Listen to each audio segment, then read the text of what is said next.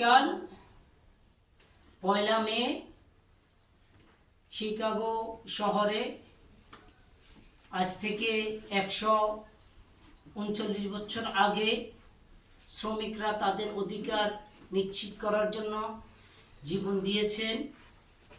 আজকে আমরা সেই সুবাদে গার্মেন্টস শ্রমিক সহ পৃথিবীর প্রায়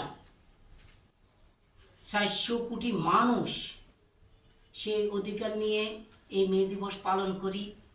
এই মে দিবসে বাংলাদেশে গার্মেন্টস শ্রমিক সহ সকল শ্রমিকদের জন্য একটাই দাবি করব যে বাংলাদেশে শ্রম আইন অবশ্যই বাস্তবায়ন করতে হবে, শ্রমিক অধিকার নিশ্চিত করতে হবে।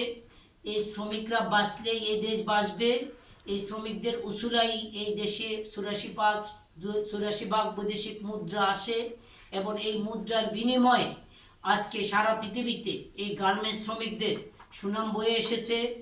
আমরা এই শ্রম সেক্টরের সাথে যারা জড়িত আছেন, বিভিন্ন দপ্তর, শ্রম দপ্তর, শ্রম মন্ত্রণালয়, বিজিএম, বিকিএম সহ তাদের কাছে দাবি জানাবো এই মে দিবসকে উপলব্ধি করে অবশ্যই গার্মেন্টস শ্রমিকদের যে ব্ল্যাক লিস্ট এটা ক্যান্সেল করতে হবে এবং বিভিন্ন গার্মেন্টস মালিকরা শ্রমিকদের নামে মিথ্যা মামলা দিয়ে শ্রমিকদের হয়রানি করতেছে সেটা বন্ধ করতে হবে। অন্যথায় এই দেশের শিল্পকে এই কিছু কুচক্রী মালিকের কারণে এই শ্রমিকদের এই শিল্প খাত ধ্বংস হয়ে যাবে।